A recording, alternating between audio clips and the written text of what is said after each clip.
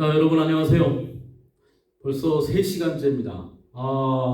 첫 번째, 두 번째, 세 번째니까 지금은 마치 제가 EBS의 강사인 듯한 느낌이 듭니다. 아주 자연스럽습니다. 여러분도 어떻게 제 모습이 자연스럽게 보입니까? 아무래도 그러면 오늘은 수업이 더 잘 될 것 같네요. 바로 수업에 들어갑시다. 시간이 없으니까. 전 시간에 했던 내용을 간략하게 다시 한번 복습을 하고 오늘 첫 단원을 마무리하도록 하겠습니다. 자, 기억이 납니까? 비문학을 읽을 때, 그렇죠. 어떠한 질문을 하면서 글을 읽을 것인가? 여러분들한테 세 가지 대표적인 질문 잊지 말라고 그랬었죠. 첫 번째 질문 뭐였습니까? 무엇에 대해서 얘기하는가? 두 번째 질문은 그것을 어떻게 얘기할 것인가? 세 번째가 바로 이제 궁극적으로 말하고 싶은 주제는 무엇인가였죠? 자, 그래서 첫 번째, 무엇에 관해 얘기하는가에 대해서는 뭘 파악한다고 그랬어요? 전체 화제와 문단별 화제라고 했었죠. 자, 전체 화제는 대개 일문단에서 확인할 수 있고 중요한 것은 뭐라고 그랬어요? 문단별로 중요한 내용이라고 그랬습니다. 근데 이때 문단별로 중요한 내용을 정리가 되면 좋을 텐데 가만히 보면 뭐라고 말하는지 다 정리가 되는 친구들은 좋겠죠. 근데 저도 잘 안 돼요. 그래서 문단별로 중요한 내용이 어떠한 내용인지 이게 정리가 되려면, 그렇죠? 그 시간에 얘기했었죠. 이렇게 할 수 있어야 한다고 그랬었죠. 1문단, 2문단, 3문단, 4문단이 있으면 각 문단별로 뭐 할 수 있어야 한다고 그랬어요. 주요한 내용으로 요약 정리가 가능해야 한다고 그랬어요. 자, 그런데 누가 그걸 모르느냐? 나도 그러고 싶어. 요약 정리가 되기 위해서는 무엇을 함께 봐야 요약 정리가 된다고 그랬습니까? 그렇죠. 어떻게 얘기하는가? 형식을 염두에 두고 읽어야 요약 정리가 된다고 그랬어요. 그래서 문장과 문장 간의 관계를 봐가면서 글을 읽어야 되겠고, 더 중요한 것은 핵심적인 중요한 내용으로 요약이 되려면 앞에 문단과 뒤에 문단 간에 뭐가 더 중요하다, 이렇게 관계도 중요하다고 그랬습니다. 그래서 문장과 문장 간의 관계, 문단과 문단 간의 관계를 볼 때 제일 그 단서가 되는 게 접속어와 지시어라고 했었고, 여기까지는 이제 기억이 다 날 거라 생각이 돼요. 그래서 그런 접속어와 지시어를 통해서 서로 간의 관계를 판단하면서 읽어야 한다고 그랬었죠. 그래서 1문단의 내용이 중요한 어떤 내용으로 요약이 되면 2문단 내용 봤을 때 이걸 이 얘기를 왜 하는가? 이게 앞의 내용과 어떤 관련을 맺고 있는가? 이 생각이 핵심이라고 그랬어요. 이거예요. 그러니까 문장과 문장 간의 관계에서도 드러나고 문단과 문단 간에서도 그게 드러나겠지만 지금 이 얘기는 앞의 내용이 얘네. 예를 들어 설명하고 있네. 이 내용은 앞의 내용과 반대 의견이네. 이 내용은 앞의 내용을 뒷받침하는 근거네. 알고 봤더니 앞이 전제였고 뒤에가 그걸 전제로 바탕으로 그 뒤에 논지를 이끌어가는 거였네. 야, 첫째, 둘째, 셋째, 넷째 같은 경우에는 대등한 나열일 수 있겠죠. 그리고 또 이 부분은 특히 과학지문은 그렇다고 그랬습니다. 과학지문은 정보의 나열이 중요하다고 그랬었죠. 그렇죠. 지금 자세히 단계를 나누어 설명하고 있구나. 앞이 원인이고 뒤에가 결과구나. 덧붙여 설명하고 있구나. 대상을 하나씩 어때요? 쪼개서 분석하고 있구나. 등등등. 여기서 결론을 내리고 있구나. 등등. 또는 가장 전형적으로 드러나는 1문단 같은 경우는 여기서는 일반적으로 뒤의 내용을 전달하기 위해서 그 앞에서 중요한 내용을 뭐하고 있구나. 개념 정리하고 있구나. 등등. 이런 내용의 판단이 서면 그다음부터는 쉽다라고 그랬어요. 그 연습이에요. 비문학 독해는 결국 그 내용입니다. 생각을 해보면 우리가 글을 읽는다는 것은 대화를 하는 거거든요. 이 사람의 뜻을 알아내는 과정이에요. 그래서 이 사람이 자기의 의견을 얘기할 때 어떻게 하면 쉽게 얘기할 것인가에 대한 다양한 방식을 가지고 얘기할 수밖에 없고, 우리는 그것을 읽으면서 파악을 하려면 결국은 앞뒤 내용 안에 비교 대조를 통해서 이 사람의 흐름이 어떻게 돼가는 것을 판단하는 게 핵심일 수 있겠다. 네, 그것만 알면 그다음부터는 비문학에 좀 감이 잡힌다고 봐야 되겠습니다. 자, 그래서 우리가 전 시간에 했던 내용 살펴보고 마지막으로 넘어가도록 하죠. 자, 첫 번째 문단. 내용은 무엇에 관한 내용이었어요? 그렇죠? 인상주의에 관련된 내용이었었죠. 자, 그런데 인상주의만 얘기한 건 아니었죠. 어디에서? 엄격한 규율과 사실주의 화풍 어디에서? 아카데미즘에서 무엇으로? 인상주의로 그렇죠. 변화 발전했다는 얘기죠. 근데 그 인상주의는 어떤 서술을 가지고 있었어요? 그렇죠. 자유로운 화풍에. 근데 거기에 대표적인 작가로 그렇죠. 누굴 제시했어요? 르누아르를 제시했었죠. 그래서 그 르누아르를 주어로 하는 서술어는 뭐였습니까? 르누아르는 일상생활에서 사람들의 어떤 모습들을 그리면서 회화의 본질에 충실한다고 그랬었죠. 그래서 일문단은 그렇죠. 인상주의를 주되에게 얘기하겠다라고 문제를 제기한 후에 그의 대표적인 화가로서 르누아르를 얘기했습니다. 자, 그러면 그 다음에 중요했었죠. 이 문단에 이제 피아노 치는 두 소녀를 가지고 얘기를 했는데 이걸 왜 얘기하냐 이 말이에요. 그걸 이제 앞에 문단과의 연관관계를 통해서 피아노 치는 두 소녀의 문단의 의미 그걸 알아차려야 한다는 얘기예요. 물론 피아노 치는 두 소녀를만 보고도 이렇게 주술주술한 게 독해가 가능할 수 있어요. 하지만 그건 아니에요. 앞에 문단과의 연관관계를 생각했을 때 뭐가 눈에 띌 수밖에 없는 거예요. 르누아르가 일상생활에서 보여주는 사람들의 모습을 통해서 어떤 자유로운 화풍을 기하는 어떤 인상주의의 대표로 소비가 됐다면 그 내용과 이 문단은 어떤 내용이 있는가, 어떤 연관이 있는가를 살펴보면 어떤 말들이 눈에 띈다고 그랬어요. 그렇죠. 생기가 넘친다든가, 그렇죠. 그 다음에 뭐예요? 미지의 세계를 향한 꿈의 선율이라든가, 그리고 또 사실 알고 보면 피아노를 치는 두 소녀도 사실 알고 보면 르누아르가 주되게 그렸었던 뭐예요? 사람들의 일상적인 삶의 모습이라고 봐야 되겠죠.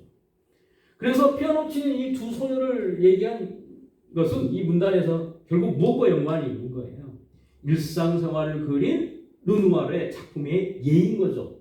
그리고 자유로운, 이거 뭐 어디에서 벗어난 사실주의, 있는 그대로 그리고자 하는 아카데미에서 벗어나서 자유로운 기풍의 인상주의로 발달했다라고 본다면 여기에서 말한 거친 붓터치라든가, 그렇지, 배경을 그릴 때 이게 연관이 있는 거지. 만약에 그 이전에 아카데미즘에 의하면 어떻게 그렸을까요? 배경을 그렇게 거칠게 붓을 터치해서 그렸을 리가 없겠죠. 있는 그대로, 그렇죠, 눈에 보이는 대로 그렸겠지. 근데 인상주의니까 그렇죠, 거칠게 붓터치로 배경을 그렸다 이 말이에요. 그래서 그로 인해서 화면에 뭐예요? 생기를 불러 일으켰다. 일문단의 르누아르의 중심으로 한 인상주의의 이런 화풍에 대한 대표적인 예가 될 수 있겠구나. 자, 3문단은 뭐였습니까? 기타를 연주하는 스페인 소녀였었죠. 그래서 그 뒤에 기타를 연주하는 스페인 소녀에 대한 간단한 소개가 있었어요. 그러나 이것 또한 어때요? 앞에 문단과 연관관계를 생각했을 때 가장 핵심적인 내용은 그렇지, 소녀 자체가 바로 생을 예찬이다. 그리고 거기에서 나오는 밝은 색채는 뭘 나타내고 삶의 기쁨을 드러내고 그 소녀 또한 무엇을 알 수 있다. 그 소녀를 보면서 싱그러운 우리가 젊음을 느낄 수 있다라고 했었죠. 그래서 이런 것들이 이제 중요하게 되는 거예요. 앞에 문단과의 연관관계를 생각했을 때 실제로 그런 내용들을 통해서 이 글쓴이가 말하고자 하는 내용들을 알아채느냐 아니면 그냥 이런 생각 없이 그냥 읽으면 큰 차이가 있다. 다행히도 지문 자체가 쉽기 때문에 이런 연습하기에는 상당히 여러분이 좋다고 봅니다. 이렇게 연습이 되는 것이 가장 핵심적인 사안이라고 봐야 되겠습니다. 네 번째 문단은 뭐였어요? 화병의 꽃이었죠. 여기서도 뭐였습니까? 있는 그대로 그린다고 보다는 좀 더 화려한 꽃이었었고, 그 다음에 이 화려한 꽃을 그린 이 화병의 꽃 자체가 꽃에 대한 예찬이다. 그리고 이를 통해서 작가가 말하고 싶은 뭐였다? 삶을 즐겨라 라고 하는 낙천적인 메시지를 전달하였다. 자, 사문단까지가 여기까지 내용이었어요. 대개 우리가 수능에서는 이런 정도 수능으로 끝나지는 않죠. 지문 자체가 어렵고 또 이를 통해서 서로나 비교 대조를 통해서 이와는 다른 견해를 가진 어떤 화풍과 서로 비교 대조하는 내용이 많이 출제가 되죠. 그런데 여기서는 그런 내용이 없기 때문에 쉽다는 겁니다. 그러나 마지막 오문단에서 내용이 약간 바뀌었어요. 지금까지의 이 흐름에서 내용이 바뀐 내용으로 넘어갔어요. 자, 그러면 오문단을 통해서 결국 말하고자 하는 내용이 결론이 됐는데 그게 앞의 내용과 어떤 차이를 가지고 있고 그래서 결국 그것을 통해서 작가가 무엇을 말하고자 하는가에 대한 주제를 이루게 되면 이 글의 핵심에 이른다고 봐야 되겠습니다. 자, 그러면 마지막 나온 오문단은 여러분이 우리 전 시간에 했던 것처럼 여러분 수술 한번 좀 읽어보면서 주술 읽어보면서 여기에서 핵심적인 내용이 무엇인가를 한번 스스로 한번 정리해 보도록 하겠습니다. 그러면서 동시에 오문단에 보면 13째 줄 그림은 영혼을 씻어주는 환희의 선물이어야 한다.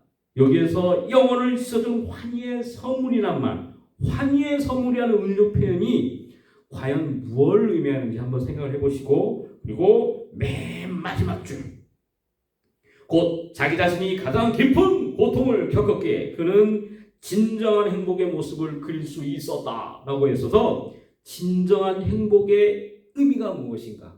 그렇죠. 진정한 행복의 의미가 무엇인가를 앞뒤 내용의 문장과 문장 간의 관계 속에서 그리고 이 사람이 이 앞에 있는 문단을 통해서 결국 말하고자 하는 바가 이거라고 볼 수 있으니까 이 진정한 행복의 의미가 무엇인가를 시험이라고 생각하고 한번 적어보시길 바랍니다.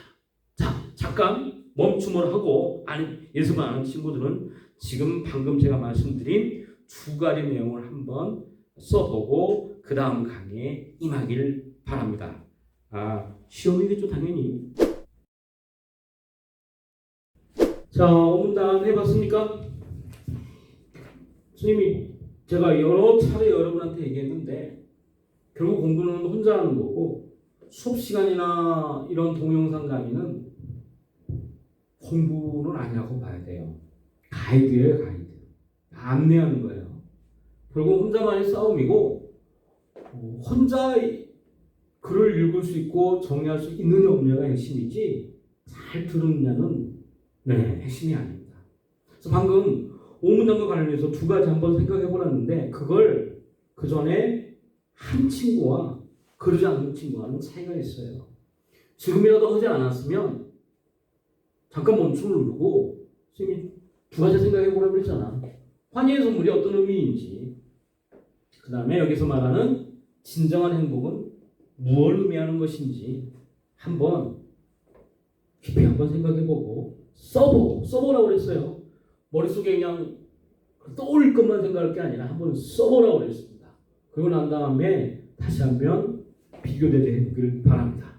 자, 오문단 그림은 그렇죠. 주어 영혼을 씻어주는 환희의 선물이어야 한다. 자, 그럼 지금까지 앞에 사문단까지 내용을 비춰보았을 때 여기서 말하는 환희의 선물이 무슨 의미겠어요? 뭐라고 썼습니까? 물론 환희란 말 자체에 기쁨이란 말이 들어가 있어요. 만약에 다른 말로 바꾼다 한들 어려운 말로 바꾸어서 설명할 수도 있지만 앞의 문단과의 연관관계를 생각했을 때 보다 정확한 의미를 여러분들이 생각할 수 있어야 되겠습니다. 영혼을 씻어주는 환희의 선물 나왔죠? 어떤? 삶에 뭘 줘야 한다? 기쁨을 줘야 한다. 그 다음에 삶에 뭘 줘야 한다? 행복을 줘야 한다. 그렇죠. 그래서 그림은 사람들에게 그런 기쁨을 줄 수 있는 선물이어야 한다는 것이 그의 진지하고 낙관적인 예술 철학은 실로 깊은 감동을 준다. 자, 하지만 나왔습니다. 선생님이 개인적으로 좋아하는 접속어라고 그러셨죠. 왜요? 아는 사람 알 거예요. 하지만 앞이 중요하겠어? 뒤에가 중요하겠어? 당연히 뒤에가 중요하겠지. 하지만 그가 밝고 행복한 그림을 그렸어. 그린 것은 자, 핵심적인 소수로 어떻게 나오겠죠? 이 세상에서의 고통을 체험하지 않아서가 아니다. 그 다음이겠죠. 이건 아니니까. 자신이 처한 온갖 경제적, 육체적, 정신적 고통을 예술로 모였다. 자, 소수로 나왔네요. 극복했다. 승화 극복했다. 누가? 르누아르가. 그가. 예술로 승화 극복했다. 무엇을? 고통을. 그러니까 기쁨의 선물이 한다라고 하면서 기쁨의 그림을 그린 거는 그 사람이 어려움에 처한 적이 없어서가 아니라 온갖 어려움에 처했다는 얘기죠. 그래서 그 어려움을 예술로 승화 극복했기 때문이다. 그래서 르누아르는 르누아르가 아니고 이 앞에 있는 소수를 주어를 그대로 가져와도 돼요. 밝고 행복한 그림을 그린 것은 무엇 때문이다? 고통을 예술로 승화 극복했기 때문이다. 이 문장입니다. 자, 그럼 그 다음 문장과의 연관관계 생각을 해야 되겠죠. 그는 1890년도 초부터 류머티즘으로 손가락이 비틀어졌대. 소수로 행동, 손가락이 비틀어졌어요.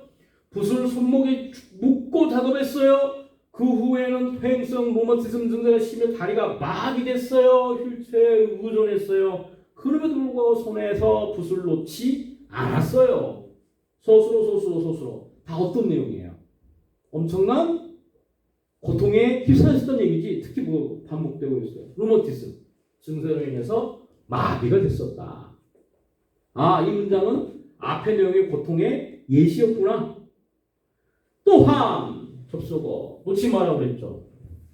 이 접속어는 뭘 의미하는 거예요?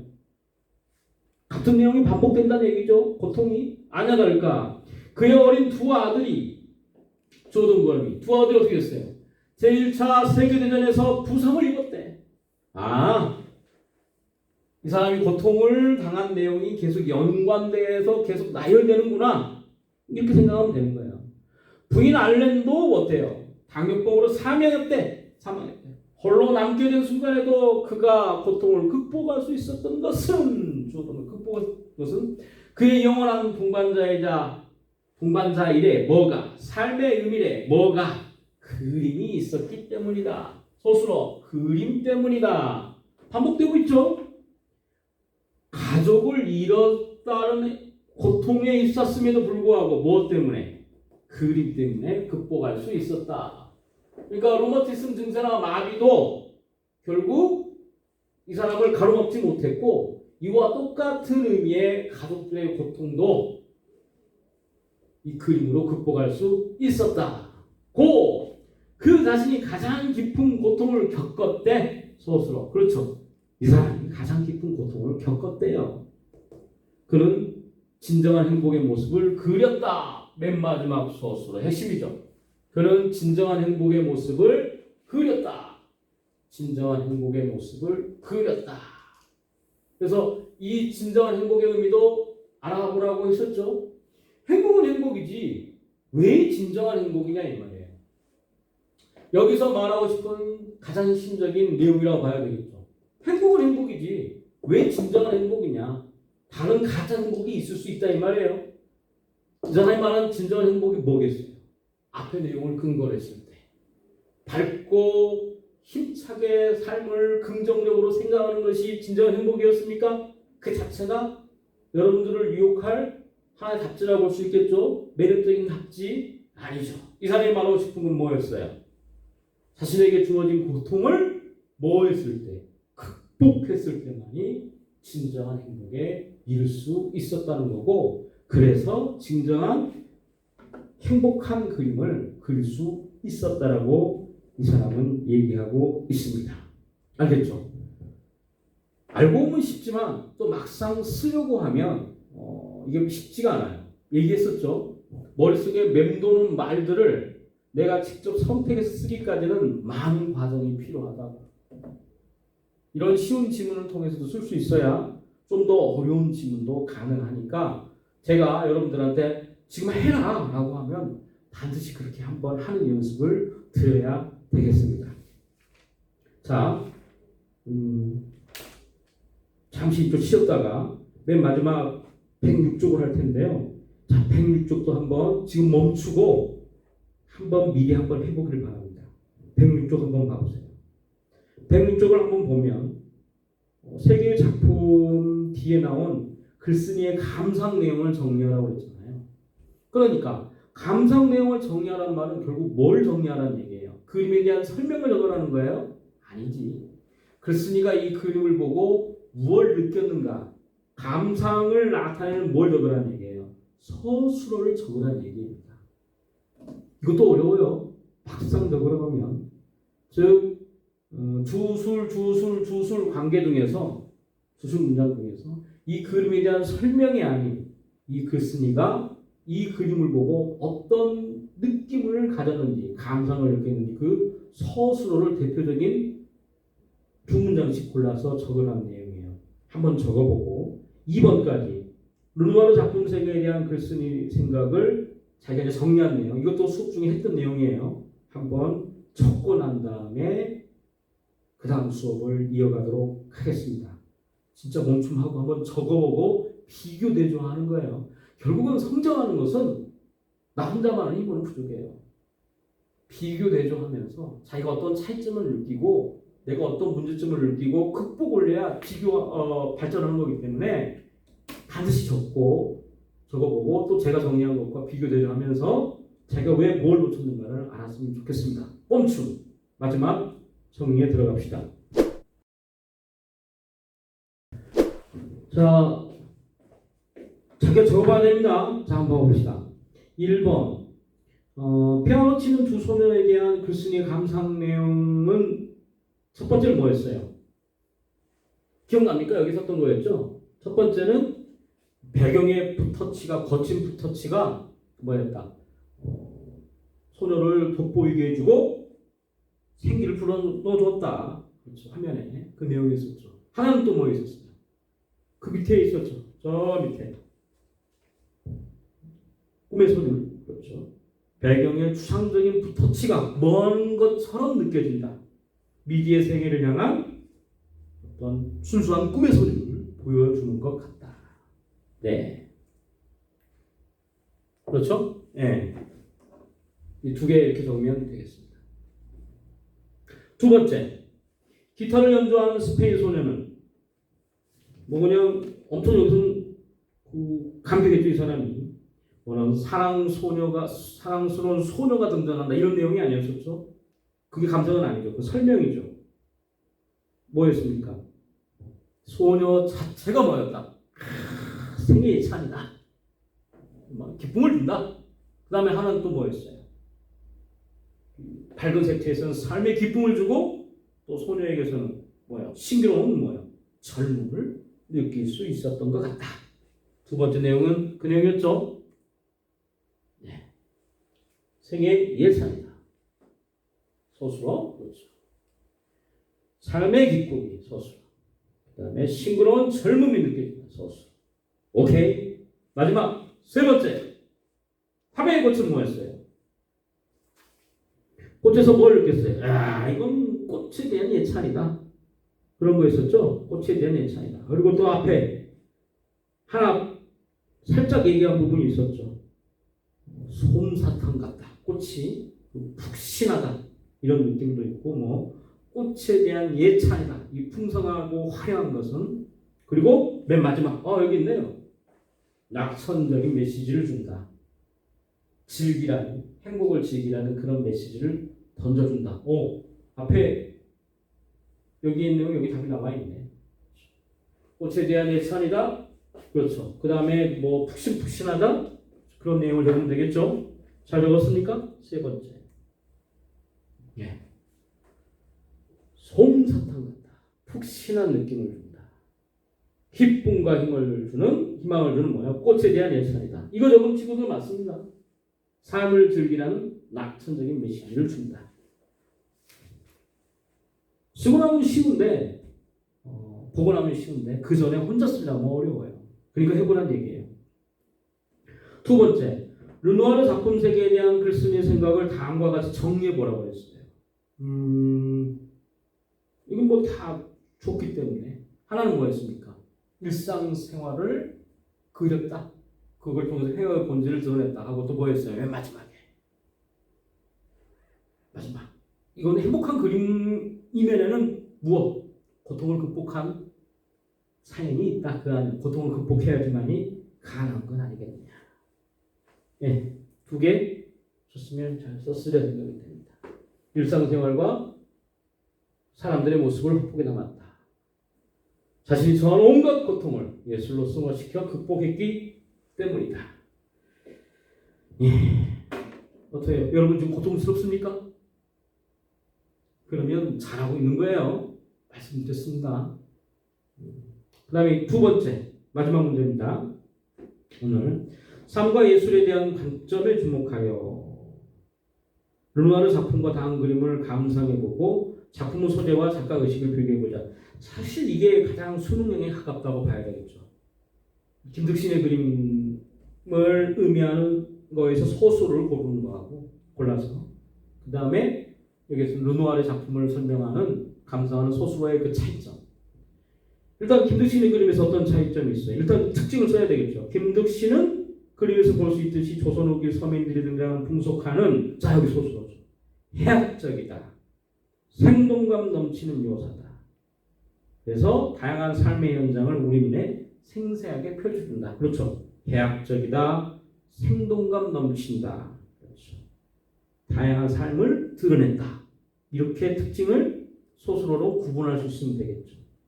같은 시대를 살아가는 서민들에 대한 애정이 있었다. 그렇죠. 서민들에 대한 애정. 자, 그러면 두 개의 공통점은 뭐라고 볼 수 있어요? 딱 드러나죠. 일단 소수로 아까 얘기했잖아요. 해학적이다. 이게 공통점이에요? 그건 아니죠. 차이점이죠. 공통점은 생동감 있다. 생기가 넘친다. 그리고 또 하나는 뭐였어요? 그렇죠. 일상적인 삶을 드러냈다. 이제 알겠죠. 사실 그렇게 뭐가 공통점이고 뭐가 차이점이라는 사실을 금방 알아내는 게 그게 그 사실 알고 보면 핵심이라고 봐야 되겠어요. 차이점은 아까 얘기한 대로 김덕신은 뭐였어요? 서민들의 삶을 소재로 어떻게 드러냈어요? 해학적으로 드러낸 것에 비해서 생생하게 드러낸 것에 비해서 다양하게 그에 비해서 르누아르만의 김덕신과 다른 점은 뭐라고 볼 수 있겠어요? 여기서만 뭐가 크게 달라요. 르누아르 얘기하면서 김덕신에서 얘기하는 것과는 전혀 다른 내용이 뭐가 있었어요? 행복은 행복이지만 르누아르 그 이면에 무엇을 극복한 고통스러운 현실을 극복한 면이 있다. 이 내용의 차이점이라고 봐야 되겠죠. 정리해볼까요? 네. 공통점. 일상적인 삶을 활기차게 표현했다는 거. 차이점. 르누아르는 일상적인 삶을 뭐 했어요? 삶의 기쁨을 표현을 했고 하나 더 플러스 해야 되겠죠? 아까 얘기한 대로 일상적인 삶을 나타내되 뭐였습니까? 그렇지. 고통스러운 그렇지. 현실을 극복 내용도 있다고 봐야 되겠죠. 김덕신은 그에 비해서 서민들의 삶을 소재로 하되 다양하게 그렇죠. 생생하게 표현을 했다. 이렇게 하면 좀 더 명백하리라고 생각이 됩니다. 자, 오늘 수업은 이 정도로 마치고 다음에 순자의 이제 성악설로 넘어갑니다. 순자의 성악설은 지금 오늘 이번에 수업했던 것처럼 이렇게 자세하게 할 수 있는 상황은 못 될 가능성이 커요. 그래서 이것 또한 여러분들이 예습이 필요하고 이거는 이제 전문을 여러분들이 미리 예습을 해서 각 분단별로 주안의 신적인 내용이 무엇인가를 자기의 힘으로 한번 정리해 보길 바랍니다. 그래서 방금 오늘 얘기했던 것처럼 전 시간 처럼 얘기했던 것처럼 앞에 문단과 뒤에 문단 간의 연관관계를 통해서 왜 이야기를 하는 거지? 그게 앞에 문단과 어떤 연관이 있는 거지? 앞에 문장과 뒤에 문장 간의 관계 속에서 이 얘기를 왜 하는 거지? 그렇지. 이 생각을 하면서 결국 이걸 통해서 뭘 말하고자 하는 거지? 작가가 의도하는, 글쓴이가 의도하는 바가 무엇인 거지? 그렇지. 이러한 생각을 하면서 완벽한 정의를 한번 해보시길 바랍니다. 그런 욕심을 가져야 되겠어요. 그래서 제 수업과 비교하면서 내가 뭘 놓쳤는지. 그리고 거꾸로도 이렇게 할 수도 있어요. 아, 저 선생님 저거 좀 문제가 있는데 저기서 좀 독해를 놓친 것 같은데 약간 좀 모자란 면이 있어. 이렇게 지적할 수 있으면 더욱더 좋겠습니다. 꼭 해석하길 바랍니다. 다음 시간에 볼 수 있도록 하겠습니다. 바이바이.